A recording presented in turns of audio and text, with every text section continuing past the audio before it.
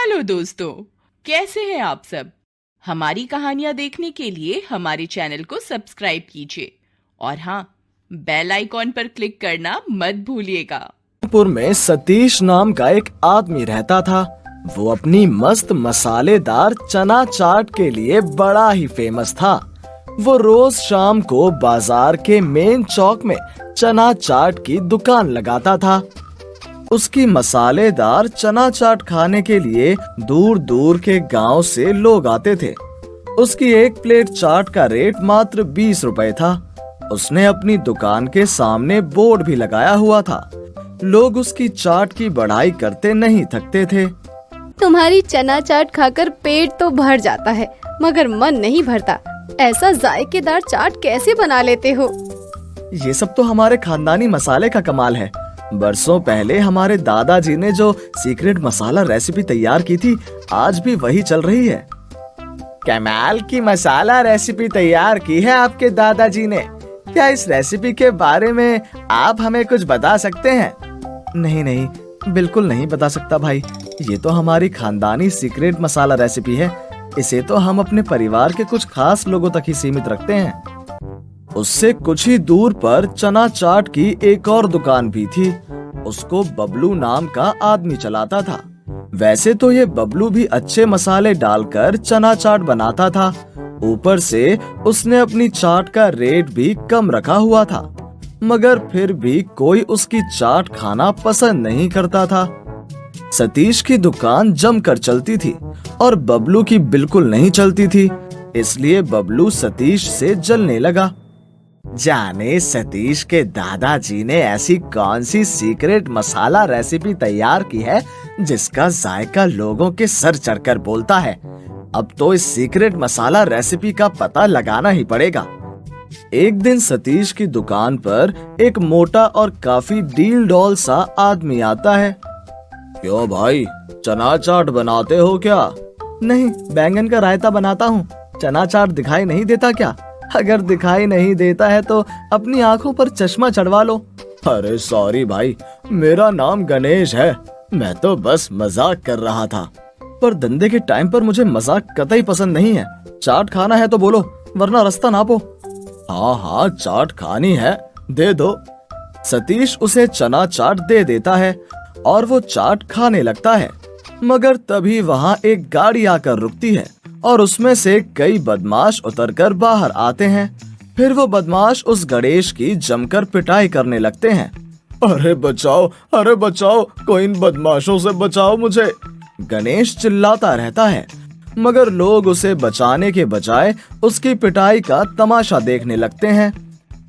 कुछ देर बाद सतीश को ही उस पर दया आती है और वो उन बदमाशों से कहता है, अरे इन्हें खामखा क्यों पीट रहे हो? ये मर जाएगा भाई, इसे छोड़ दो।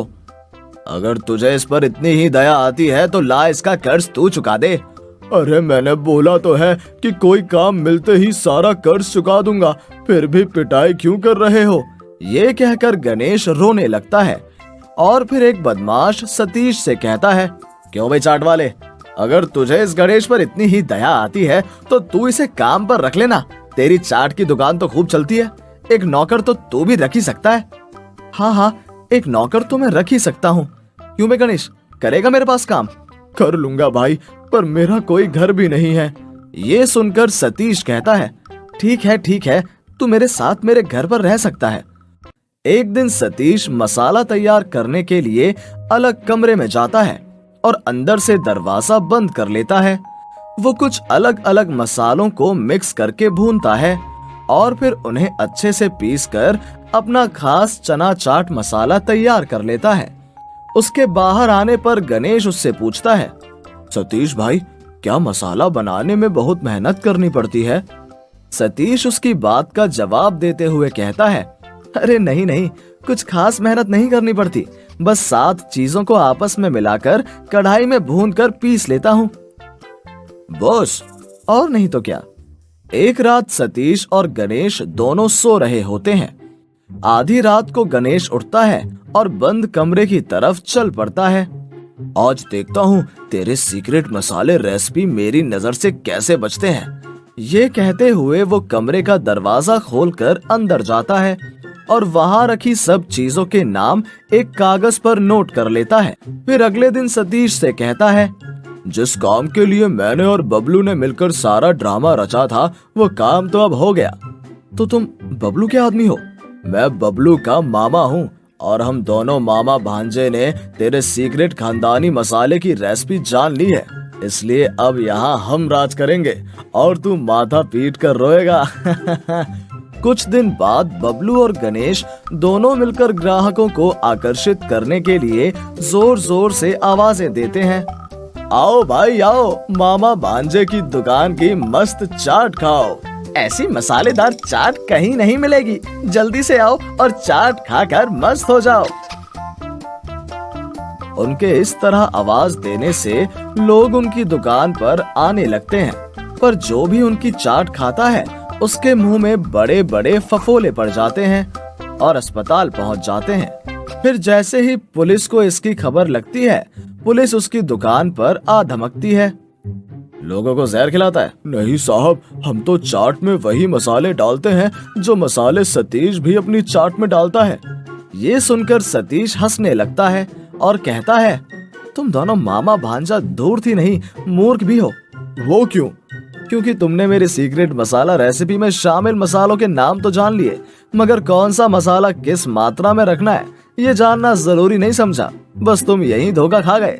अब भुगतो अपने लालच, धोखे और मूर्खता का फल। ये कहकर सतीश अपनी दुकान देखने लगता है और पुलिस वाले गणेश और बबलू दोनों को हवालात की हवा खिलाने के लिए ले जाते हैं। गरीब पापड़ वाली। कपड़े के दुकान में काम करने वाला रामू अपनी पत्नी रमा और बेटी रत्ना के साथ रहता था, लेकिन कोरोना के कारण लॉकडाउन लगने से वो घर में बैठा था। एक दिन, माँ, मुझे बड़ी जोरों से भूख लगी है, घर में कुछ खाने को नहीं है। मालूम है बेटी, लेकिन घर में कुछ खाने को नहीं बचा है। तेरे पापा राहत कैंप से खाना लाने गए हैं, आते ही होंगे। माँ देखो, पिताजी आ गए। रमा, राहत कैंप में बहुत भीड़ थी, सिर्फ एक ही पैकेट खाना दिया उन्होंने। लेकिन आपके हाथ में तो कोई पैकेट नहीं है। वो रास्ते में एक अपंग भिखारी भूख से करा रहा था, उसे ही दे दिया। लॉकडाउन में क्या करूं, कुछ समझ नहीं आ रहा। सुनो जी, घर में खाने को कुछ नहीं है, जाओ किराना दुकान से कुछ राशन उधार ले आओ।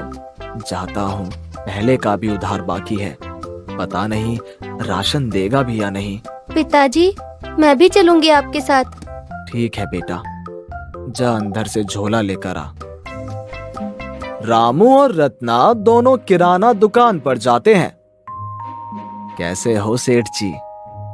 बस किसी तरह जी रहा हूँ, जिसे देखो मुंह उठाकर चले आते हैं उधारी लेने। अरे लॉकडाउन में मैं कहां से लाऊं सामान? आप ही लोग अगर ऐसे करोगे तो हम दुकानदार क्या खाएंगे और क्या खिलाएंगे। खैर, तुम सही समय पर आओ हो, लाओ उधार चुकता करो। वो सेठ जी, मैं उधार चुकता करने नहीं बल्कि उधार लेने आया हूँ। रामू भाई, क्यों अपना और मेरा दोनों का टाइम खराब कर रहे हो? बाहर एक बोर्ड लगा है जिस पर कुछ लिखा है। रत्ना बेटा, जरा बाहर टंगे बोर्ड पर जो लिखा है उसे पढ़ के बताओ तो। महत्वपूर्ण सूचना, आज नगद और कल उधार। सॉरी रामू, पहले पुराना बाकी पैसे चुकता करो, तभी राशन मिलेगा। देखो सेठ, मैं सब हिसाब चुका दूंगा, थोड़ी मोहलत तो दो। आज मैं और मेरा परिवार सुबह से ही भूखे हैं, अभी कुछ सामान दे दो, 1-2 दिन में तुम्हारी सब उधारी चुकता कर दूंगा। देखो भाई, मैं कुछ नहीं जानता, अगर राशन लेना है तो पहले पिछला हिसाब चुकता करना होगा। दोनों बाप बेटी बिना राशन लिए घर पहुंचते हैं। घर के दरवाजे पर रमा पहले से ही राशन की आस लगाए खड़ी होती है। क्या हुआ जी, खाली झोला वापस क्यों ले आए? सेठ अंकल ने उधार राशन देने से मना कर दिया, उन्होंने बोला कि पहले पिछला हिसाब चुकाओ, उसके बाद राशन ले जाना। घर में 2-3 पापड़ पड़े हैं, उन्हीं को सेक देती हूँ। माँ, एक टुकड़ा पापड़ से क्या होगा? मुझे बहुत जोर से भूख लगी है। मालूम है बेटा, लेकिन अभी घर में यही मौजूद है। पापड़ खाकर 2 गिलास पानी पी लेना, कल सोचेंगे क्या करना है। नहीं माँ, मुझे पापड़ नहीं खाना। रमा रत्ना को 2 थप्पड़ जोर से जड़ देती है और रत्ना रोती सिसकती हुई पापड़ खाकर पानी पीकर रोते रोते सो जाती है। रामू और रमा को रात भर नींद नहीं आती।